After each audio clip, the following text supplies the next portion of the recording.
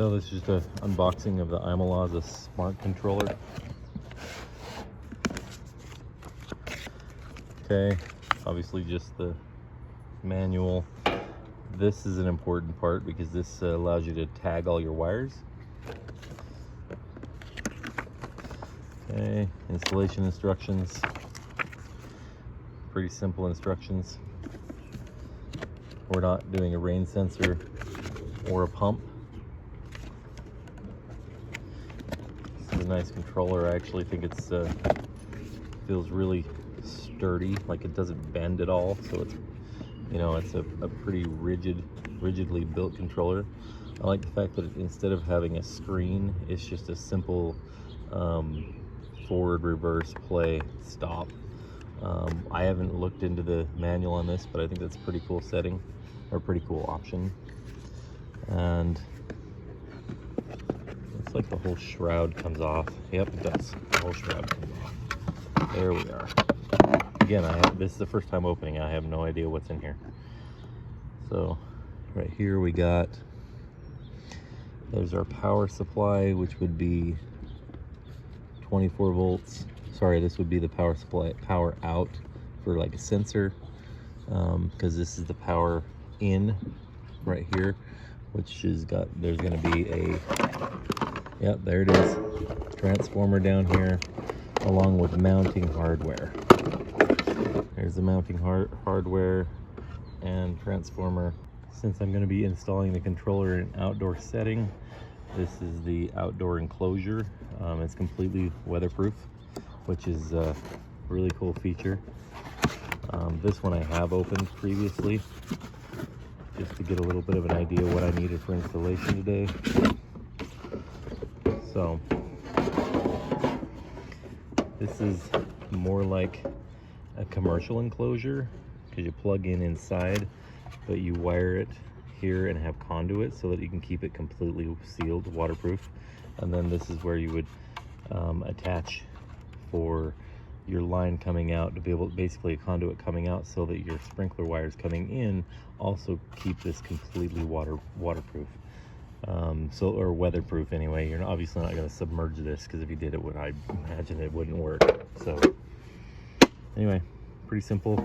It did come with mounting hardware and some wire nuts, which is nice. Okay, here I've got to remove all the old electrical because I need to make an upgrade for the new waterproof or weatherproof housing that's going to go up to be able to contain the controller.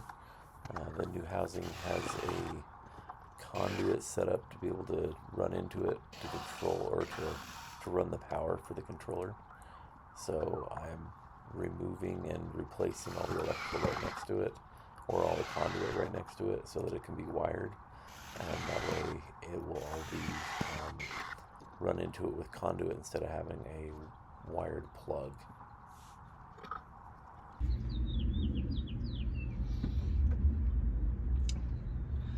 Okay, I had to upgrade the electrical. I'm gonna remove this old clock. Was a demo. It's actually out of date, so it is not even, there's things that can be done to upgrade it for it to be able to be used, but it doesn't have the proper ET hardware. So this stuff is not applicable.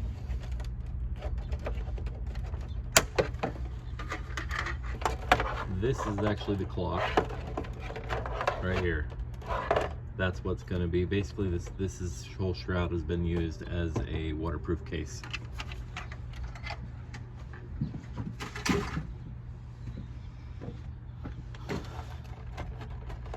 So basically go through and see there's two wires coming in plus the power wire. I'm going to need to mark all of these wires so that I get them correct.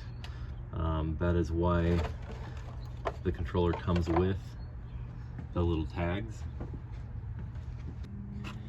Okay, our first step will be to use those wire labelers. I will show you how I put one on, and then we'll put the rest of them on and fast forward. So C means common, we find a common wire. In this case is white. It goes to the common and to the common. And you just wrap it around. And now that's labeled as a common. That other white one will also be the other common.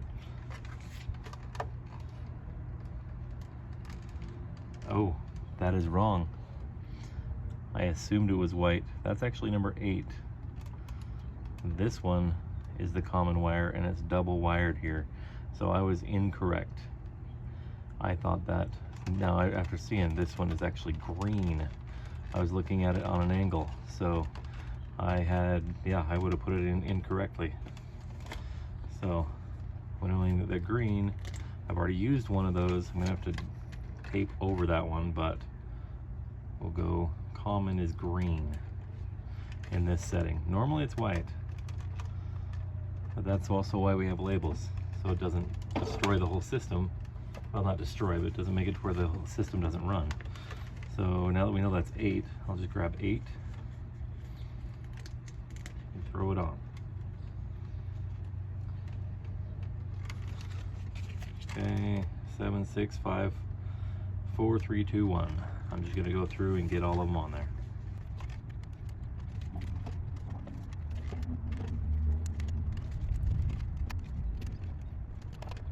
Okay, the power supply to this controller does not mean anything here, so this one is not going to be used. However, there is a pump on this one, so I would go through.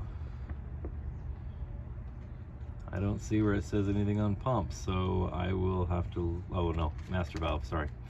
M would be master valve.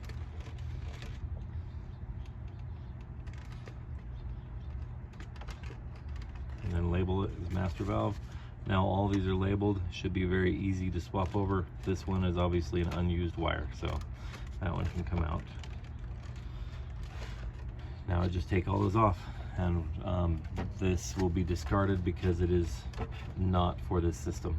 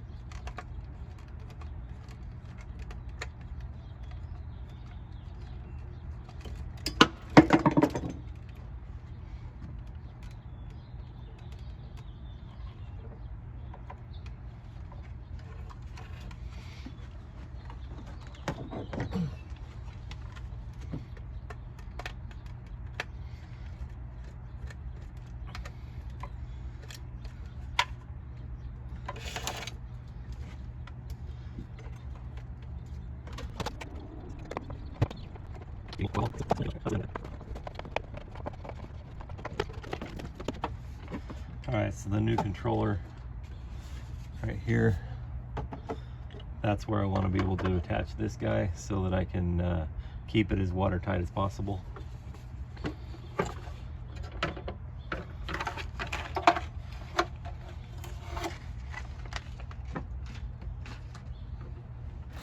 Now I'm going to mount this to the wall, but I wanted to make sure that I had what I needed here. Basically, now that part's set up so that I can just put that piece in. And we'll use that old screw hole right there because it looks like this. Yep, that's gonna fit, I think, perfectly. We'll see.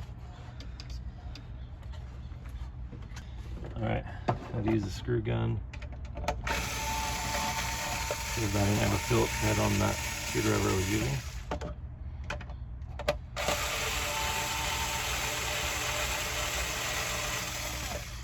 Little Craftsman I got from Amazon.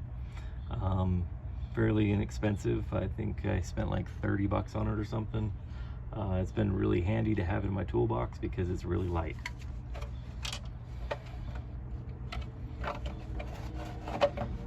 Okay.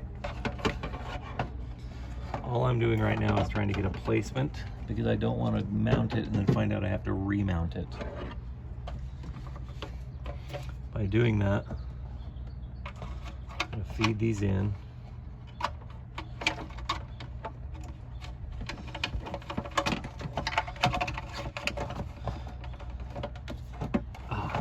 Wrong size.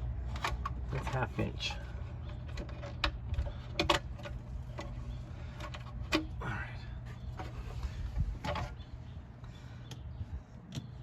Gotta go, because the end of this is 1/2 inch, so let's see here.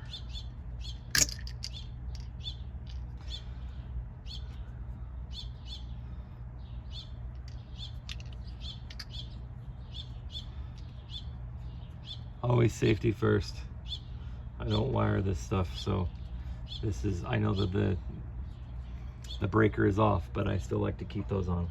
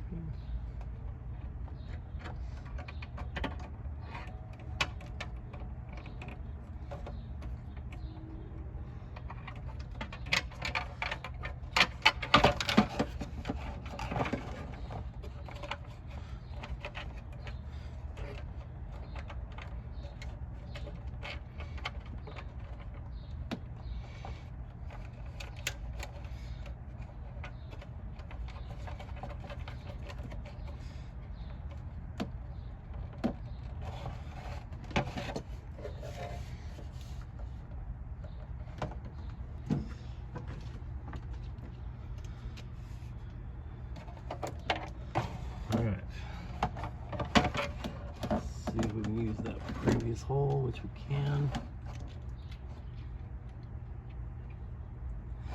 Try not to make additional holes if possible.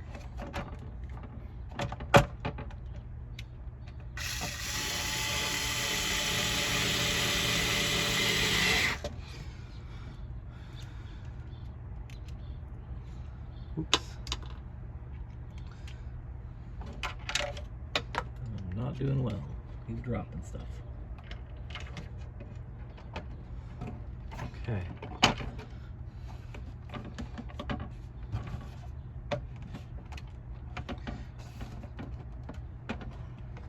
Let's see how that's doing. Just want to make sure it shuts, because I am pushing down on it after I screw it in. It should hold it in place much better than me pushing down on it.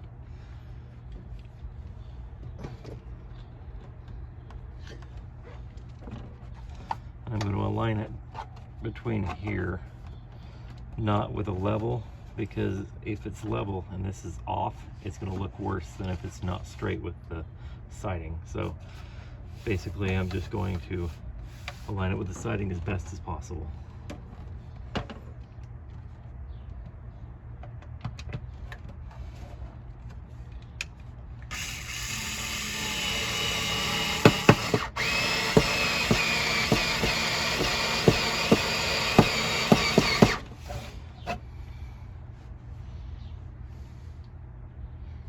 Yeah, it looks pretty good to me.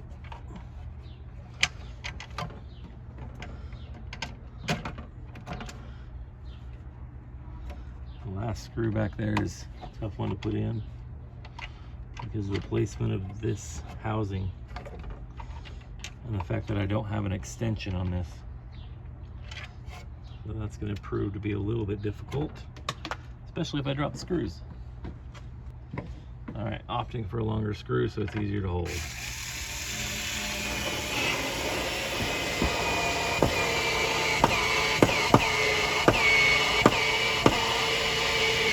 There we are. The box is mounted. Now there's the electrical wiring to do. I'm not an electrician, so I'm not going to show that. This is something you need to verify for your own area though, because not every place is the same for the mains voltage. because this part is mains voltage.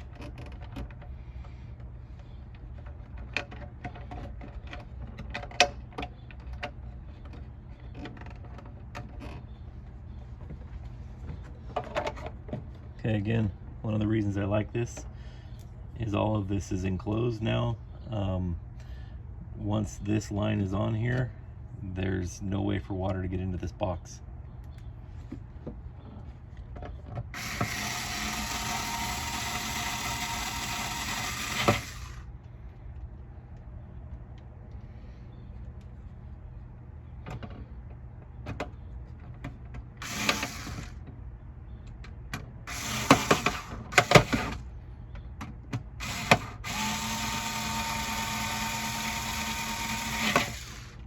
I need an extension on this. That's what you're hearing me pop around on there, because it just doesn't quite make it into the corner without going on an angle.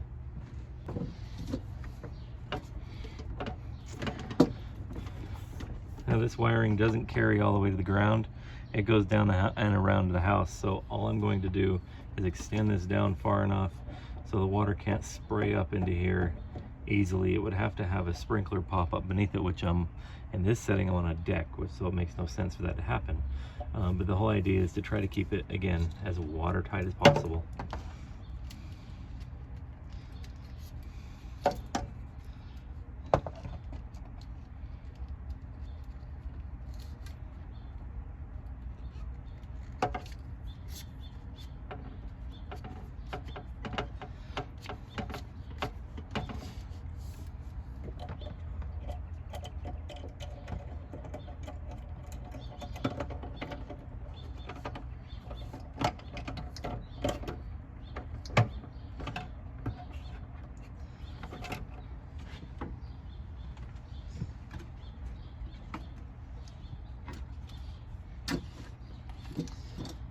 Yes, I realize it's the wrong glue for this. However, this is not high voltage, so I'm not worried about it. The whole point, again, is just to keep it waterproof. So this glue, I'm only going to use a dab of it right here just to hold it in place. It's not to hold back pressure or anything, it's just to hold this in place.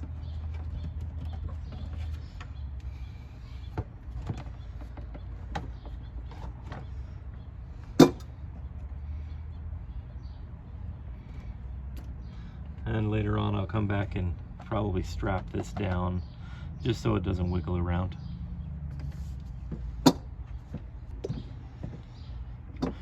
Okay, the easy part I'm going to do first. Interesting. The plug is backwards on this. I would think it'd be the other way around, even though there isn't a ground pin on this. I mean, I realize that this doesn't have a large prong to begin with, probably because it's already set up to be able to take it, either take the just so that it can run this direction. I just thought that was odd that the ground prong would be upside down. That would go like that. I'm actually going to leave this bundled up like that back here, because leaving this sticking out like this, because it's just going to pop into there. So now that it's behind there, the power source stays. Let's close this. We don't need to have glue dripping all over our brand new controller. Okay, so this gets mounted just like that, but it keeps everything behind there, which doesn't give us a whole lot of room here for the wiring, but I mean, it is what it is. I may actually wire that first because there's so little room. Obviously that one's not being used, it's not tagged.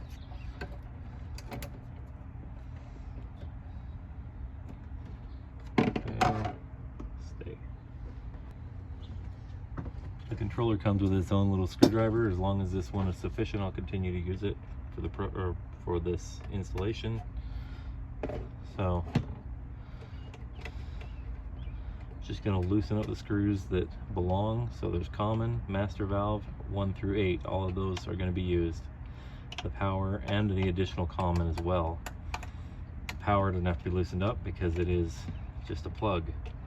The only problem I have with those plugs like that as if this is intended to be indoors, you have to install it by a plug. You can't have a longer source, but I mean, it's not that big of a deal, but it does sometimes make it to where you run into some problems.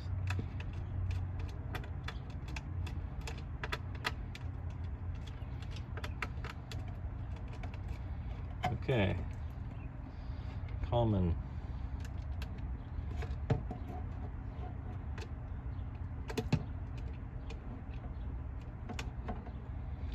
Tight until snug. Oh, look at that, I missed it.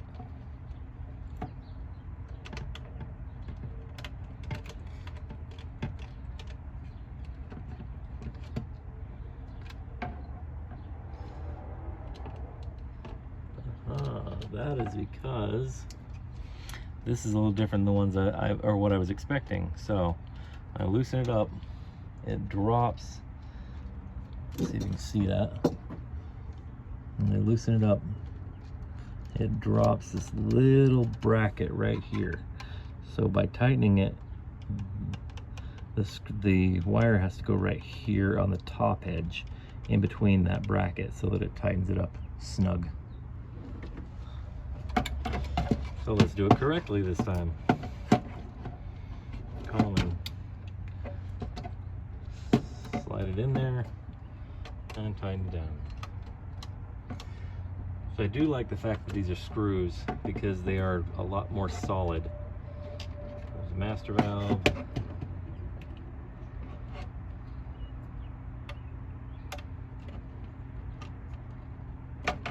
I always tug back just to make sure.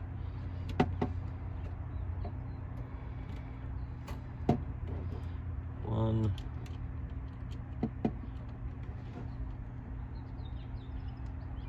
Oop. Loosen that just a little more. There we go. You also want to make sure you don't leave too much exposed here because you don't want them to be able to arc by touching each other.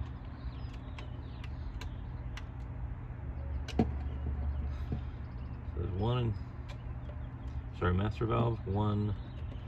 Gotta find, there's the other common, which is gonna go on the other side, so I'll get it out of the way for now.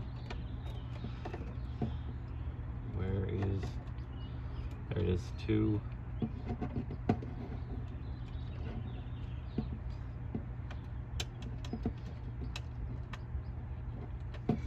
Again, see, that's why you tug back. You find out that, I found out that I just went below it and missed it. So I drop it down far enough, slide it down the top edge,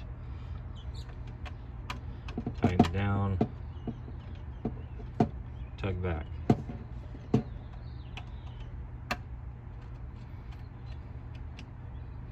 Three.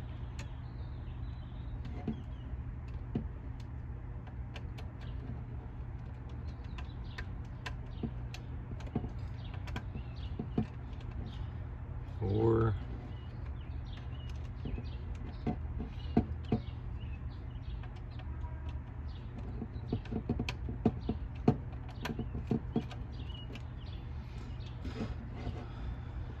Five.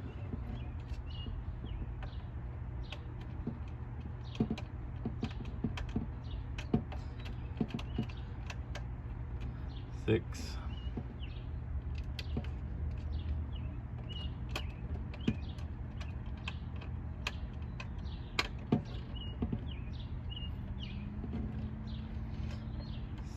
Seven.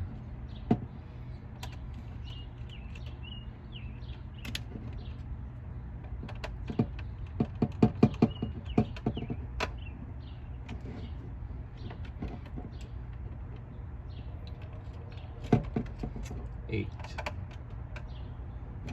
And then that last common wire.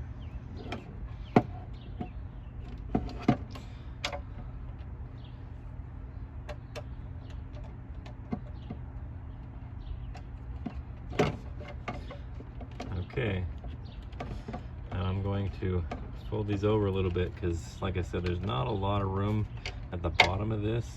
Oh, and I gotta have room for power too. I'm gonna fold it over a little bit so that we can get it pushed in there right.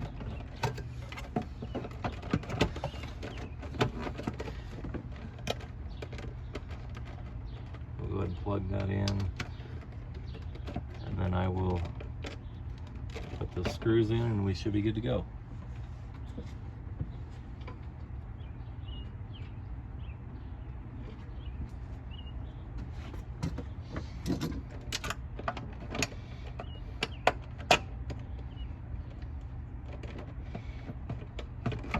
Missed.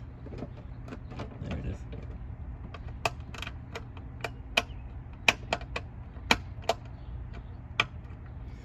Yes, I realize I'm using the wrong screwdriver. What came with it, and it fits, so I'm using it.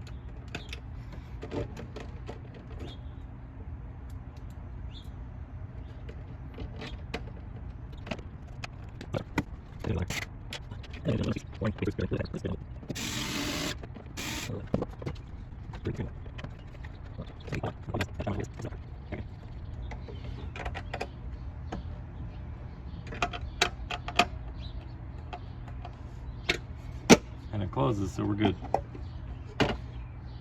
There's the installation for the ImoLaza controller. Next, we will do the programming.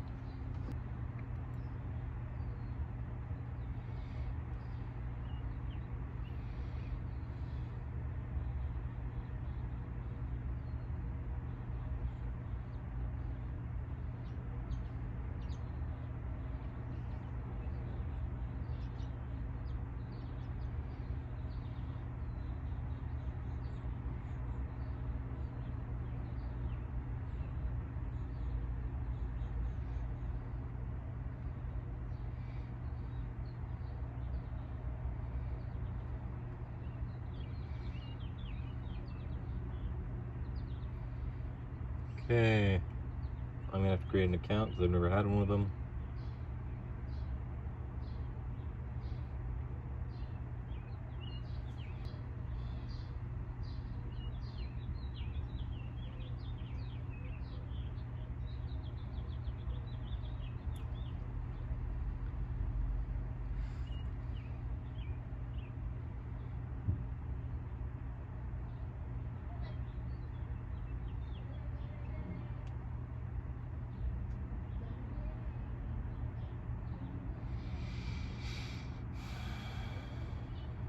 Apparently I have to go to the email.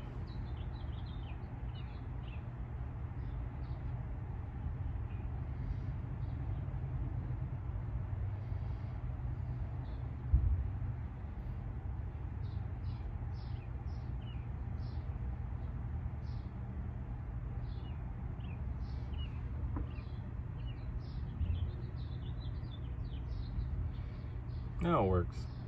Add controller. Allow.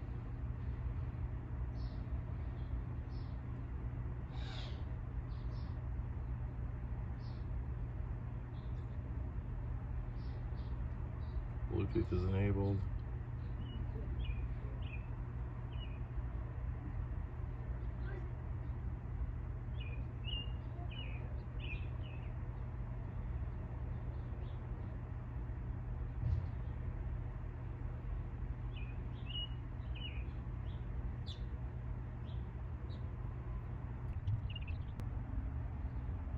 I can see that the colors are changing because it's actually making progress. That's good. Went from blue, then green here, to blue, blue, green here. I'm assuming that means because it's setting up the controller to the device, or to the account, whatever. Device added successfully.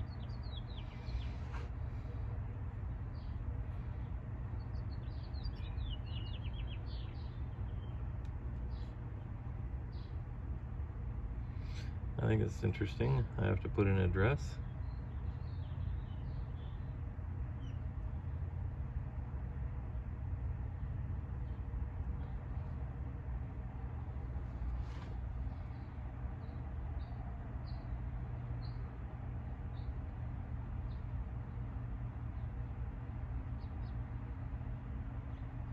This is something I do like. It allows you to pick the location for the data in case it happens to be in a place where there's not real like really accurate data, or maybe you're on a mountainside and one may be higher or lower than the other. Here it doesn't matter, there's hundreds of them in this city. All right, let's set up the zones. Again, this is something I've never done on this system. Let's find out how it goes. Okay, zone 1.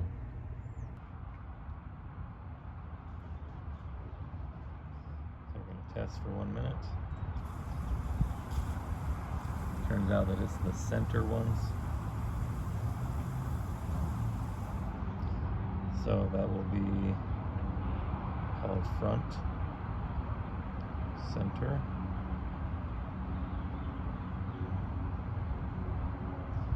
Take a picture of it.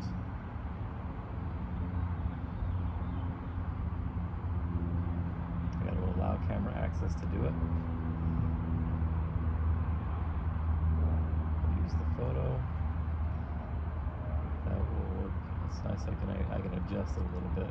Not that it is necessary, but it works. Okay, it'll be cool season. Root depth. Actually, here it is about. We're gonna go with 4 inches probably.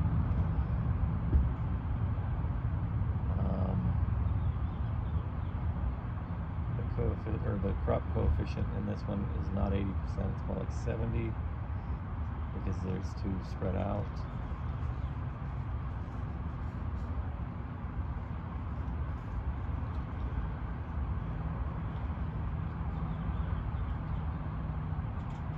Interesting. Oh, there we go. I was going to say it doesn't have them all. There we are. So I had to scroll. Didn't realize. Okay, so they were rotary nozzles. Yeah, these are 0.7. Actually, they're 0.8. I like this because it actually makes it more accurate.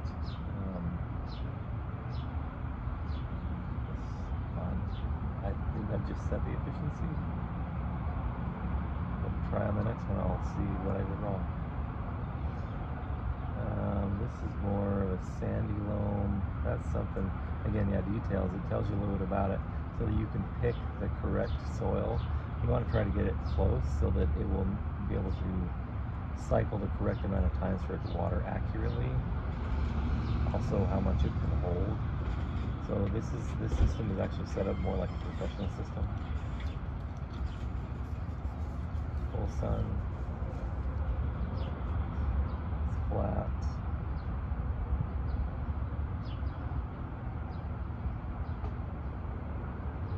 Interesting. Set the square feet.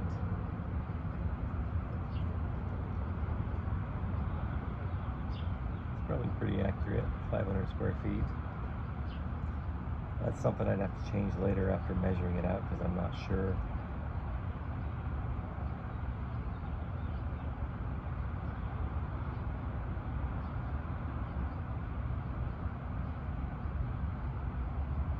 Okay, so the depletion rate. Okay, so I'm going to leave it at 50%. Okay, front center is successfully set up. Set up next zone. Next. Next. This is going to be front edge.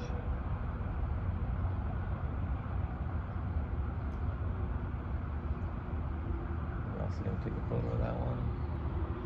It's going to be the same photo as the other one, but that's because it does the same area.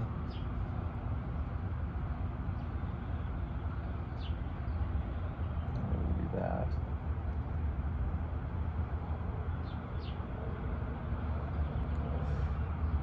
Also, cool season, crop coefficient. Okay, the coefficient is 80%. Input value 1 to 250. It's a little different than what I've seen in the past. Usually the coefficient is between like 0, well, not really 0, 0.1 and say just over 1. So it's using a percentage instead of a value. of up to 1. Actually, I'm going to leave that at 6 since the other one is 4. We'll see how it operates differently, just out of curiosity. Okay, again, rotaries. No, I don't need to see that. I need to click on rotaries. There we go. Whoops. We'll go with 80% and just keep doing the standards. We can make the changes as we need to. Sandy loam.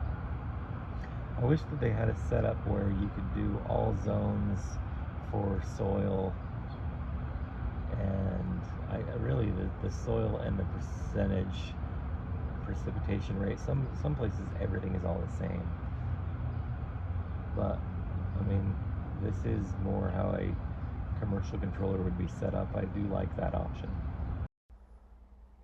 Okay, here I'm simply programming the remainder of the zones.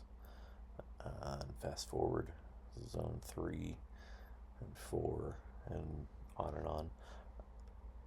One thing I like about this is it is more like a professional setting where, or professional programming, where it uses ET or evapotranspiration to be able to set the programming runtimes for you, which is way better than simply running off of minutes. It'll give you a much better application rate and a high likelihood of saving a significant amount of water. It also reduces the risk of overwatering significantly, as long as you don't select like the wrong heads. Now that the run times are set by ET, this section actually sets up the schedule so that it will run on well, not necessarily a daily basis, but when you select it to run. As you can see right here, this shows the programmed assigned run times for each zone. Right now I'm just looking through them to make sure that they are what I would expect. Another good feature about this is it allows you to reorganize when individual zones run. So right here, I'm going to drag I'm trying to figure out how to grab them, but you like have to hold them down and then drag them down to where they belong, and this way they can run out of sequence. If you say, for instance, have an area where you say want to run your entire program, but you don't want a specific area to run first, that's what I did. Is I moved zones 1 and 2 down later in the program, so they start, say, almost an hour later. So that is a nice feature. It's a more professional feature that isn't always available in controllers. Cycle and soak. I would recommend doing cycle and soak. Now, in this setting, I am selecting smart cycle and soak because I figure that the smart cycle and soak will actually do a better job than me setting individual cycle and soak. Cycle and soak is just basically, it runs the cycle, gives it some time to soak in before it runs the remainder of the cycle. And then here's the freeze and wind hold or rain skip. And I am selecting all 3 of them because I feel like it is an important feature to utilize if it'll help you in your area. Selecting days of the week. Right here is saying if you select odd, then if it's a month that has 31 days, it can affect your run time, not run times, but the amount of times that it starts for the month based upon the number of days in the month. So I usually opt not to do that. I typically opt for the program to run what is considered the smart days to run. So I just allowed it to run the basically any day and for it to select it. Starting before sunrise, starting after sunset. These are cool features so that basically it's always over or runs during the dark times. That is nice. I actually opted for running it at the end of this. I opted for running it at 11 p.m. Was the idea. Actually, so if you look right here, I accidentally set it for 11 a.m. and by the time I was done programming, I turned around and the sprinklers were on. It's a real common mistake to make. I just forgot to hit the AM to PM swap.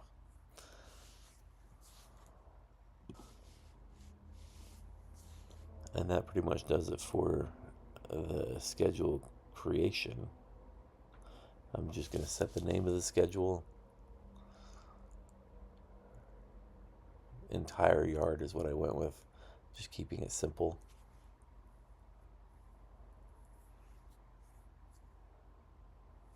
Select finish, and then it tells you right here what the planned days are for it to run. Right now, it looks like it's set up to run every single day. If I don't like that, I'll go back in and change the days of the week and make a preference for the specific days of the week. But the reason it's running every single day is because it's 100 degrees right now, and the program itself is opting for it to basically apply any depletions to the soil that are needed. I'm not saying that it will run every single zone every single day, but it is running something every single day.